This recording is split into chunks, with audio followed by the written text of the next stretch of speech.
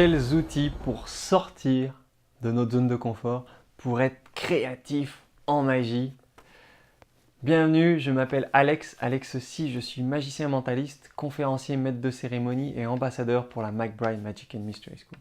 Dans cette vidéo, je veux vous parler de l'épisode 394, 394 pour les Belges et les Suisses, Creativity Tools to push out of your comfort zone, des outils de créativité pour vous aider à sortir de votre zone de confort.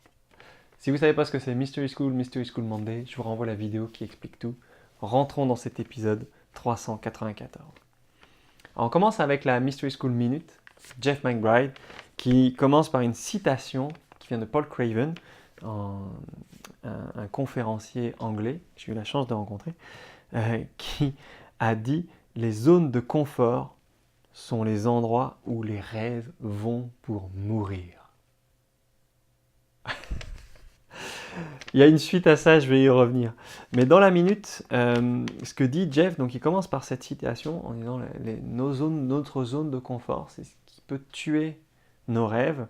Et c'est normal, on veut tous être confortables. Mais si on veut aller plus loin, si on veut être créatif, on a besoin de pousser les frontières, d'aller au-delà, un peu au-delà de notre zone de confort, un peu plus loin, et ça va nous demander des efforts.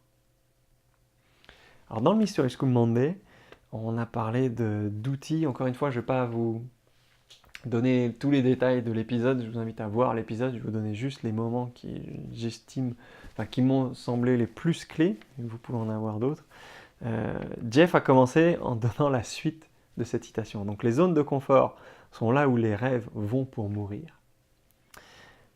La suite qu'il a donnée à ça, c'est les excuses sont le monument construit sur nos rêves oubliés,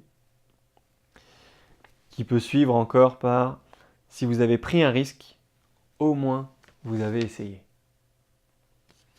Je vous les refais, la zone de confort sont là où les rêves vont pour mourir.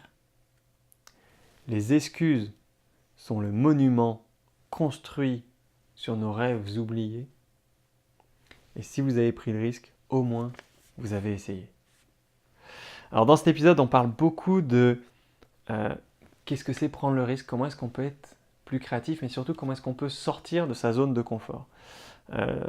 Alors Daryl Rogers, qui menait un peu la chose, nous a recommandé 3 chapitres du show Doctor, les 8, les 15 et les 25, qui sont 3 qui parlent de sortir de sa zone de confort. Personnellement, alors on a parlé de beaucoup de choses, des masterclass, qu'est-ce que c'est être confort et qu'est-ce que ça prend de sortir de sa zone de confort.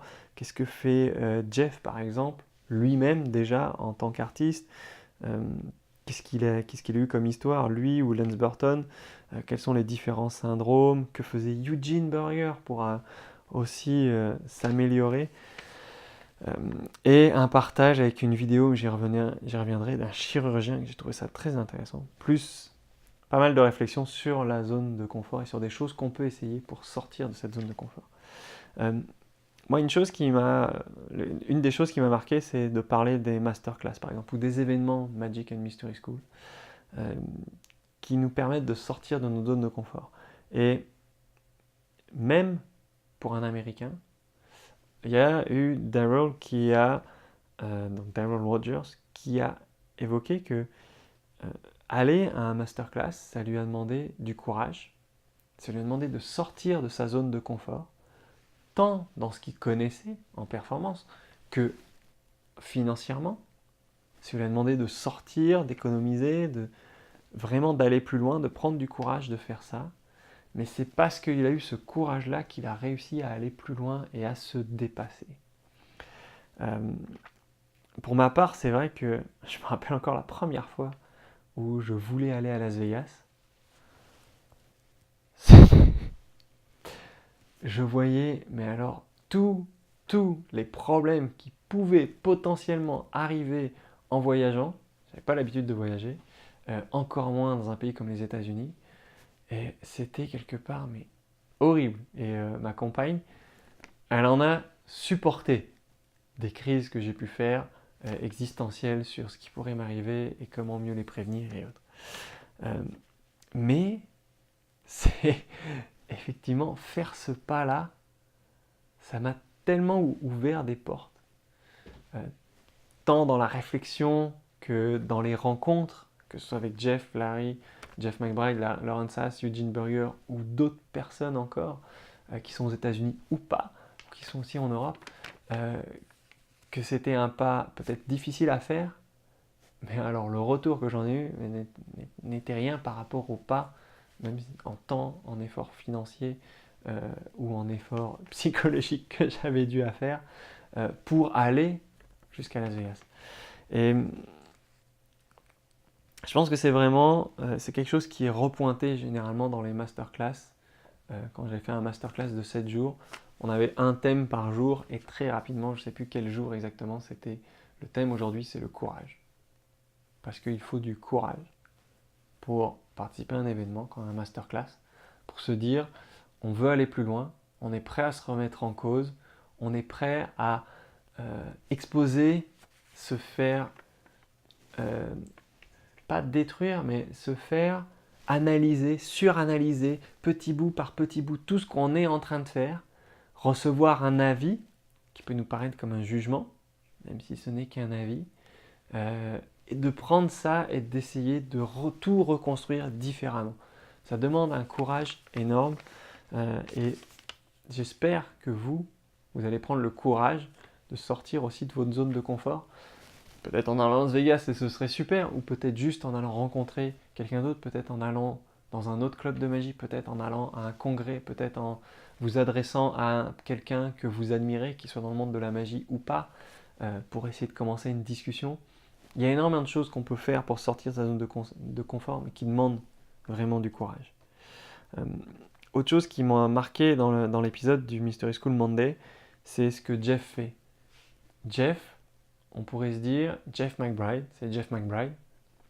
Il y a des choses qu'il fait aujourd'hui, ça fait 30 ans qu'il les a développées. Ça fait 30 ans. Et pourtant, il continue quotidiennement de les retravailler. Encore et encore et encore. Pour rien oublier, pour toujours améliorer, c'est un travail de dingue. Et on pourrait se dire que quelqu'un qui a atteint son niveau, il y a certaines choses, il n'a pas forcément besoin de les retravailler. Eh bien si.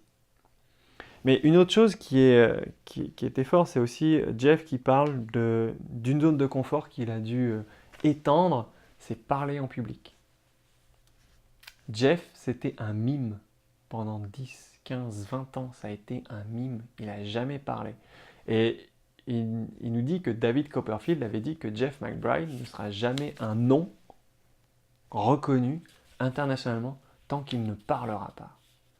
Et Jeff nous disait, il a eu le même problème avec Lance Burton. Lance Burton, ils ont eu exactement le même problème, ils sont de la même génération, ils sont très copains. Tous les deux, ils ont dû prendre des risques de parler en public. Et Jeff dit, quand il a commencé à parler public, il s'est pris des revues qui l'ont démoli complètement en lui disant, mais Jeff McBride, tais-toi, reparle, refais le mime, c'était super, arrête de parler, quoi. Et pourtant, il a continué, il a eu le courage de continuer de parler. Et maintenant, si vous avez déjà vu Jeff, c'est quelqu'un qui est énorme quand il parle en public, qui est vraiment super. Et je trouve ça très très inspirant, qui se rapproche d'une chose qui m'avait frappé lors d'un masterclass que j'ai fait, où Jeff nous disait, pour apprendre un texte, pour apprendre un script, il y a plusieurs méthodes, je peux le faire, moi je mets mon script quand je fais du tapis ou du vélo pour mon cardio, etc. Ou pour calmer les peurs que j'ai. Et à ce moment-là, j'étais pas tant concentré sur les techniques d'apprentissage d'un script, j'ai les miennes, je connaissais un peu celles de Jeff, mais c'est le fait qu'ils disent qu'il ait encore des peurs. Des peurs de genre je ne suis pas à la hauteur, des choses du niveau du syndrome de l'imposteur, et c'est évoqué aussi dans l'épisode du Mystery School Monday, du syndrome de l'imposteur, et se dire que quelqu'un comme Jeff McBride a un syndrome de l'imposteur, c'est juste incroyable. Parce que syndrome de l'imposteur, c'est justement plutôt genre moi, peut-être vous, en se disant, quand moi je suis en événement pro, il y a plusieurs fois, surtout au début, je me dis, qu'est-ce que je fais là, quoi? J'ai pas un niveau suffisant parce que je me compare à Jeff McBride, je me compare à Eugene Burger. Fatalement, j'ai pas un niveau, j'ai pas les années d'expérience. On verra dans 15-20 ans, j'aurai peut-être le niveau qu'ils ont actuellement et eux seront encore plus loin. Mais euh, c'est un syndrome qui est très fréquent et très très fort. Et se dire que quelqu'un comme Jeff McBride l'a encore, c'est très révélateur du fait de la superficialité de ce syndrome. Ça, j'ai trouvé très très très très fort. Donc on en parle aussi, c'est très intéressant aussi comment est-ce que Jeff manipule un peu les mots, mais pour nous rappeler que la magie qui nous plaît, elle a aussi un effet sur ça, qu'on peut créer l'illusion que nous sommes confiants, que nous sommes en contrôle complet et que ça fait partie du jeu. Qu'est-ce que abracadabra veut dire, qu'est-ce qu'on fait, qu'on crée vraiment ce qu'on dit, que Eugene Burger avait un mantra tous les jours, que lui aussi était sujet au stress et se dire que il se sentait peut-être pas confiant sur tout. Je veux dire, c'est Eugene Burger, quoi. Comment est-ce qu'il peut pas se sentir confiant sur tout? C'était voilà, des choses que je trouvais très intéressantes dans cet épisode-là.